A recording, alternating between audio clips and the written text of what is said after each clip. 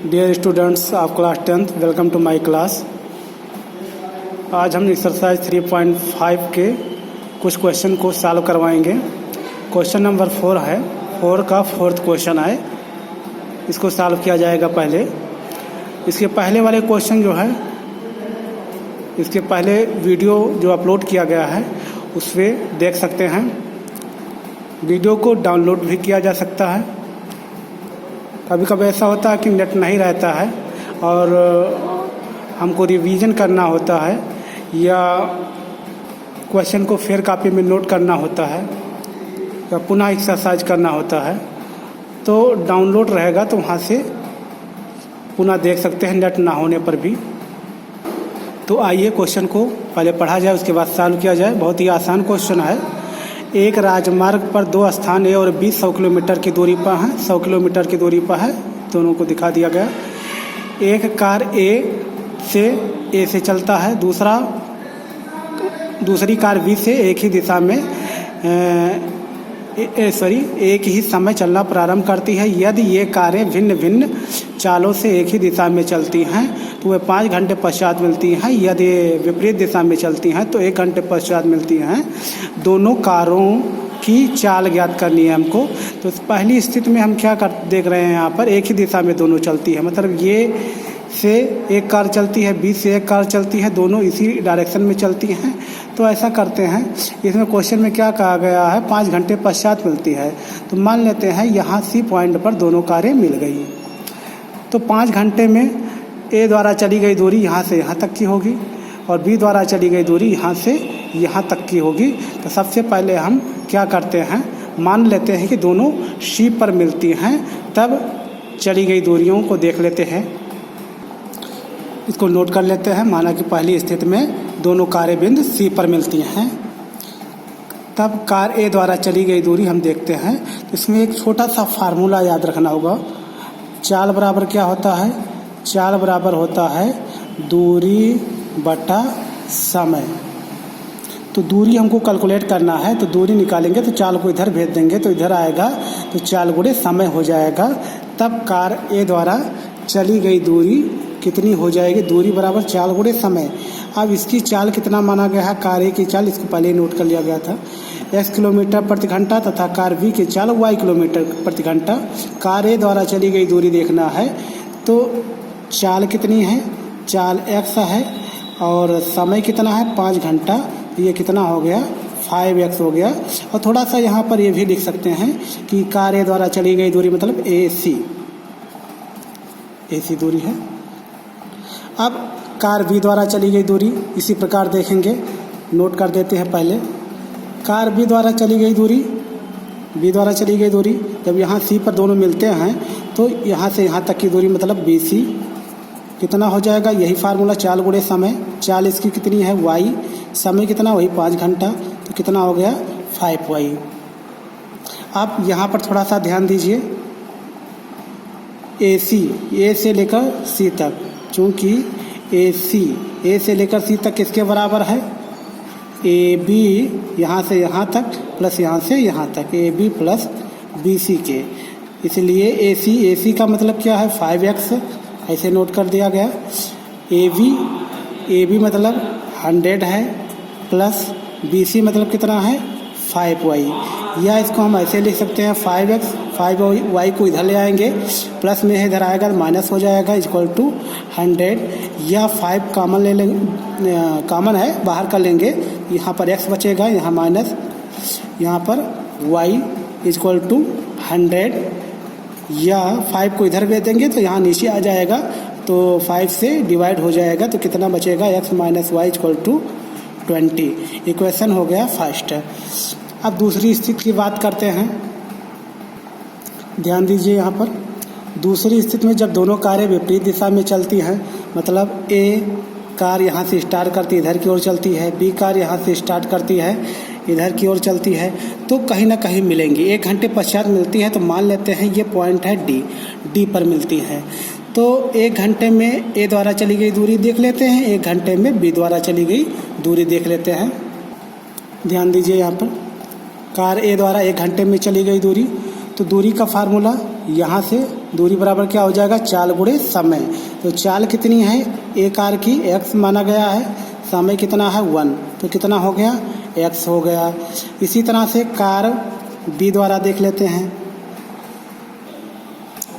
ये car B द्वारा 1 घंटे में चली गई दूरी BD इक्वल टू कितना हो जाएगा, यहाँ से यहाँ तक की, क्योंकि यहाँ पर मिलती है तो यहाँ से यहाँ तक की डिस्टेंस ये ट्रैवल की होगी। तो BD इक्वल टू दूरी यही फार्मूला, चाल गुणे समय। चाल इसकी कितनी है, कार V है तो चाल इसकी y है, समय कितना है y 1 है, तो ये कितना हो जाएगा y हो जाएगा। चूँकि यहाँ पर हम क्या देख रहे हैं, AD प्लस BD चित्र से ही देख रहे हैं, A से लेकर D तक की डिस्टेंस और V से लेकर D तक की डिस्टेंस, दोनों को ऐड कर दिया जाए तो ये कितना है 100 किलोमीटर, तो 100 हो गया। या AD means x, BD means y equal to 100, बिल्कुल आसान। x plus y equal to 100, x minus y equal to 20।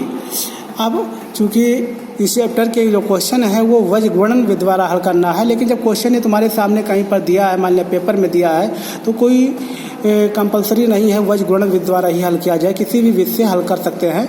तो इसको हल करने के लिए हम देख रहे हैं विलोपन विधि बहुत ही अच्छा पड़ेगा, क्योंकि माइनस वाई है प्लस वाई है, दोनों को ऐड कर दिया जाएगा तो वाई कैंसिल हो जाएगा, एक्स की वैल्यू आ जाएगी। तो विलोपन विधि से हम लगा लेते हैं, आसान है। समीकरण 1 और समीकरण 2 को जोड़ देते हैं। समीकरण 1 कितना है नोट कर देते हैं, बिल्कुल आसान है ये।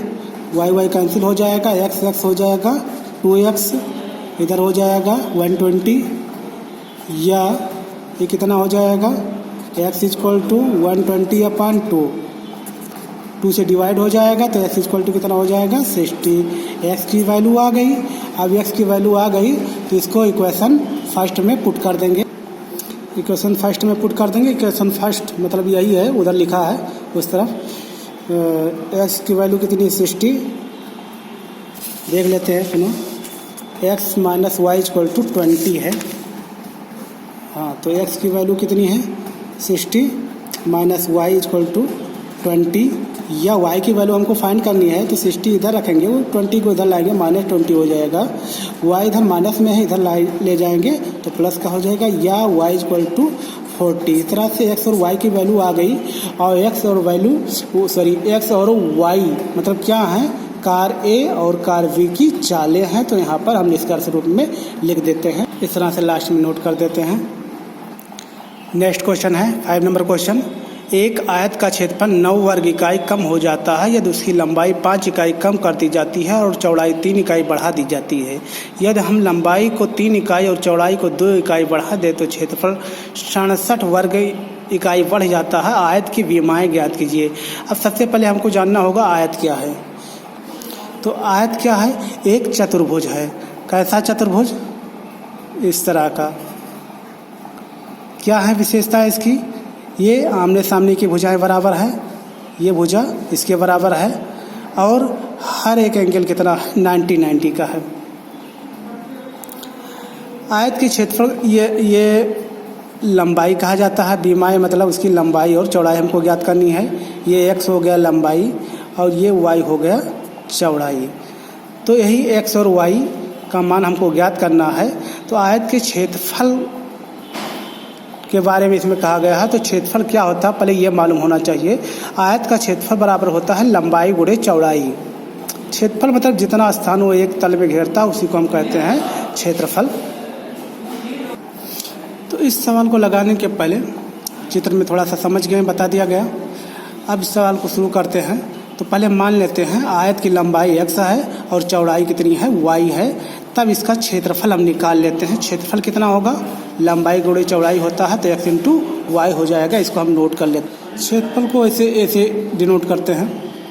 ए मतलब एरिया, लंबाई गुणे चौड़ाई होता है तो x इंटू वाई हो जाएगा। अब क्वेश्चन को पढ़ेंगे पहली कंडीशन और उसके अनुसार हम सेट करेंगे इन सभी चरों को। क्या है, आयत का क्षेत्रफल 9 वर्ग इकाई कम हो जाता है यदि उसकी लंबाई 5 इकाई कम कर दी जाती है और चौड़ाई 3 इकाई बढ़ा दी जाती है। तो सबसे पहले क्या यहाँ पर नोट करेंगे, जब लंबाई इक्वल टू कितना कहा जा रहा है, लंबाई 5 इकाई कम कर दी जाती है। कितनी है, x है। 5 इकाई कम कर दी जाती है, 5 घटा दिया गया। एक्स माइनस 5 हो गया। चौड़ाई 3 इकाई बढ़ा दी जाती है, चौड़ाई बराबर कितना बढ़ा दी जाती है ना, तो पहले वाला कितना माना गया है y बढ़ा दिया जाता है, मतलब इसे प्लस कर दिया जाता है 3। तब क्षेत्रफल कितना हो जाएगा, तब क्षेत्रफल का फार्मूला क्या होता है, ये लंबाई गुणे चौड़ाई, तो x minus 5 into y plus 3। पहली शर्त के अनुसार क्या है ये भी देख लेते हैं। पहली शर्त के अनुसार ये हमारा क्षेत्रफल आया ना, आयत का क्षेत्रफल आया इतना x minus 5 into y plus 3। ये कितना है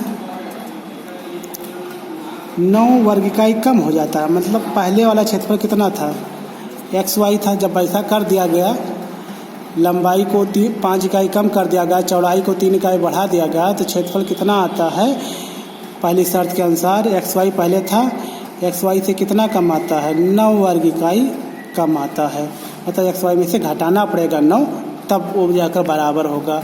अब इसको हम थोड़ा सा सॉल्व कर लेते हैं। तो सॉल्व कैसे करेंगे, इसका मल्टीप्लाई है, तो किसी एक को उठाते हैं, वाई को लेते हैं, इसे दोनों में गुणा करते हैं, तो एक्स वाई हो जाएगा, माइनस वाई से 5 में गुणा करेंगे 5 वाई हो जाएगा। अब इसको 3 को उठाते हैं, 3x हो जाएगा, 3 का 5 में गुणा करेंगे, पहले प्लस माइनस का गुणा माइनस हो जाएगा, 3 5 जा 15 हो जाएगा, equal to x y minus 9। अब एक्स वाई इधर पहले लिख लिए, ऐसे लिखा है पहले से, 3x पहले लिख लेते हैं, माइनस 5 वाई, 15 को उधर भेज देंगे, एक्स वाई को इधर ले आएंगे, माइनस एक्स वाई हो जाएगा, और ये 15 माइनस 9 इधर बचा है, 15 को इधर लाएंगे, प्लस 15 हो जाएगा। अब देखो एक्स वाई कैंसिल हो जाएगा क्योंकि ये प्लस है और ये माइनस में है, बचा कितना 3x minus 5 y equal to, यहाँ माइनस 9 है, ये प्लस 15 है, तो माइनस हो जाएगा, कितना बचेगा 15 में से 9 निकल गया, 6 बचा। इक्वेशन फर्स्ट ये हो गया। अब क्वेश्चन को आगे पढ़ते हैं। अगली स्थिति, यदि हम लंबाई को 3 इकाई और चौड़ाई को 2 इकाई बढ़ा दें, मतलब लंबाई कितनी हो जाए, एक्स है, इसमें 3 इकाई बढ़ा दी जाए, तो x प्लस 3 हो जाएगा। चौड़ाई y है, कितना बढ़ा दिया जाए 2 बढ़ा दिया जाए, तो 2 बढ़ा दिए। अब क्षेत्रफल हम निकाल लेते हैं, तब आयत का क्षेत्रफल कितना हो जाएगा, नया क्षेत्रफल लंबाई गुणे चौड़ाई x plus 3 into y plus 2। इसको चाहे तो इसी समय मल्टीप्लाई कर सकते हैं, चाहे तो बाद में अभी मल्टीप्लाई करें। अब दूसरी शर्त के अनुसार ये जो नया क्षेत्रफल है ये कितना है x plus 3 into y plus 2, ये कितना है क्वेश्चन के अनुसार क्या कहा जा रहा है 67 वर्ग इकाई बढ़ जाता है, मतलब पहले वाला कितना था एक्स वाई, इससे कितना ज़्यादा है 67 ज़्यादा है। अब इसको सॉल्व कर लेंगे, सॉल्व करेंगे, कैसे सॉल्व करेंगे वही तरीका, y उठाते हैं, x में गुणा करते हैं, एक्स वाई हो जाएगा, प्लस 3y हो जाएगा, प्लस 2 का x में गुणा करेंगे 2x हो गया, 2 3 जा 6 हो गया।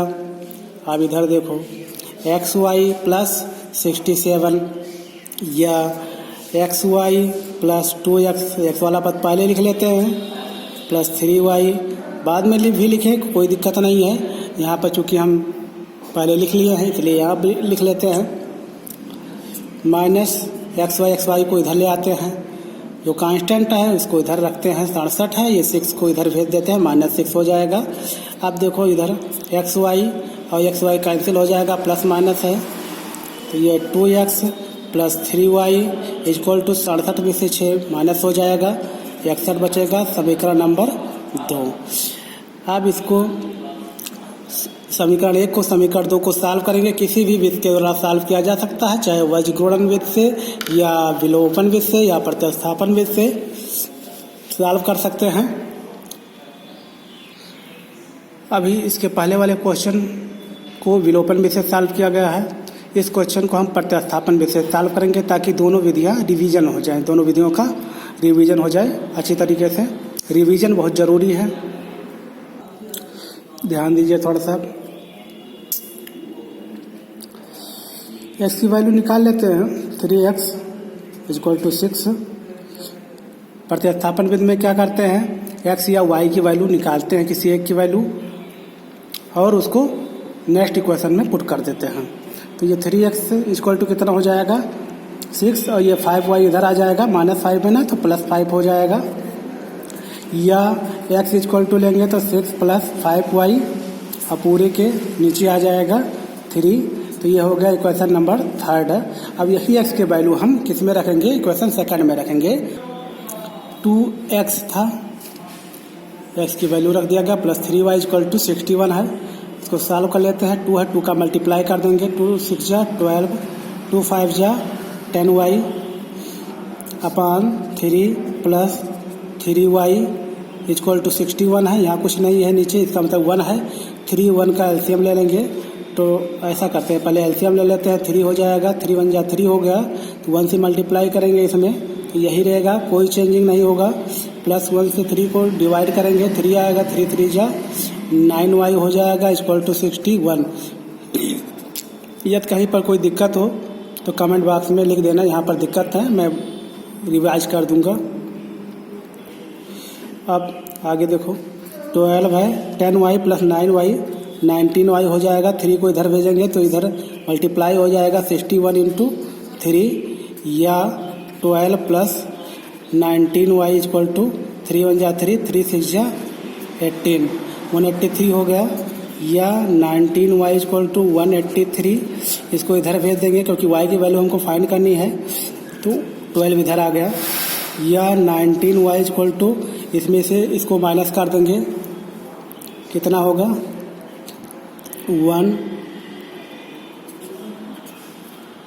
171 हो गया।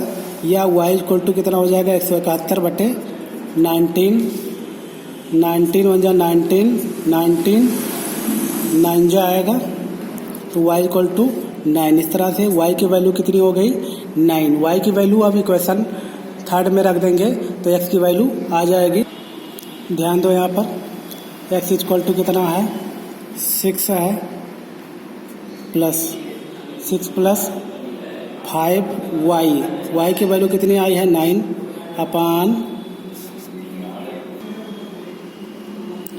अपान कितना है 3, या 6 + 9 का 5 में मल्टीप्लाई हो जाएगा, पहले गुणा होता है, 9 × 5 = 45/3, तो इसको इधर लिख दे रहे हैं।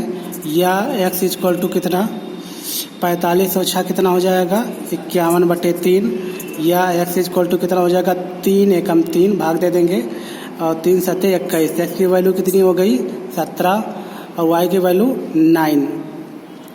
अब यहाँ पर निष्कर्ष, आयत की लंबाई बराबर 17 यूनिट 17 मात्रक और चौड़ाई = 9 यूनिट। सॉल्यूशन को एक साथ भी देख सकते हैं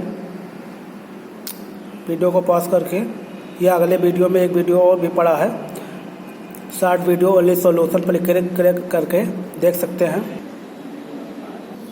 आंसर को चेक भी कर सकते हैं कि आंसर मेरा सही है कि नहीं सही है, क्योंकि ये लॉन्ग क्वेश्चन है, काफ़ी नंबरों का आता है, ये लगभग 5-6 नंबर का लगभग आता है।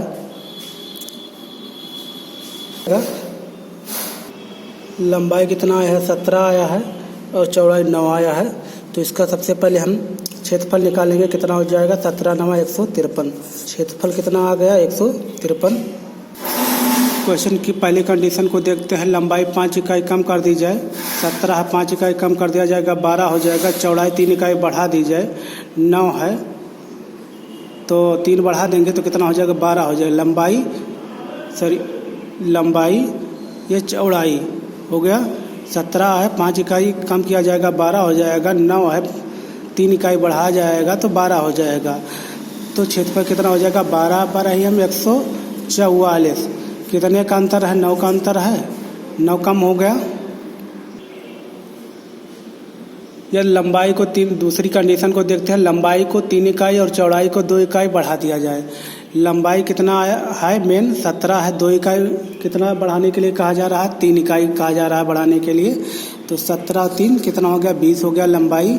और चौड़ाई 2 इकाई बढ़ाना है, 9 है, 2 इकाई बढ़ा दिया, 9 तो 11 हो गया। तो क्षेत्रफल ज्ञात करेंगे, मल्टीप्लाई करेंगे, कितना हो जाएगा 220, 11 दूना 22, 220 हो जाएगा। कितना बढ़ा देख सकते हैं, 153 पहले था, माइनस कर देंगे, 10 में से 3 निकल जाएगा 7, यहाँ 1 बचा 11 हो जाएगा, 11 में से 5 गए 6, 67 बढ़ जाता है, 67 बढ़ा 220 आ गया। पहले वाला कितना था, 153 था। इसका मतलब क्वेश्चन के अनुसार मेरा आंसर जो आया है वो सेट हो रहा है, इसलिए आंसर सही है। तो समय यदि रहे एग्ज़ाम में तो ऐसे चेक कर लेना चाहिए, ताकि जितने नंबर का हमने किया है वो फिक्स हो जाए कि हमने इतने नंबर का किया है, उतना नंबर हमको मिलेगा। नहीं तो कभी कभी ऐसा होता है कि करके आते हैं, चेक नहीं करते, थोड़ा बहुत गलती हो गया है तो पूरा नंबर नहीं मिल पाता। जैसे 7 नंबर का है तो 6 नंबर मिलता है या 5 नंबर मिलता है, तो इसलिए चेक कर लेना चाहिए। वीडियो अच्छा लगा हो तो इसको लाइक कर देना और अपने मित्रों को भी शेयर कर देना, चैनल को सब्सक्राइब कर लेना, ताकि जो है नोटिफिकेशन और सब्सक्राइब के आगे जो बेल एक घंटी का आइकन बना हुआ है उस पर क्लिक कर देना, ताकि जैसे ही वीडियो अपलोड किया जाए तुरंत तुम्हारे पास नोटिफिकेशन पहुंच जाए। Thanks for watching video.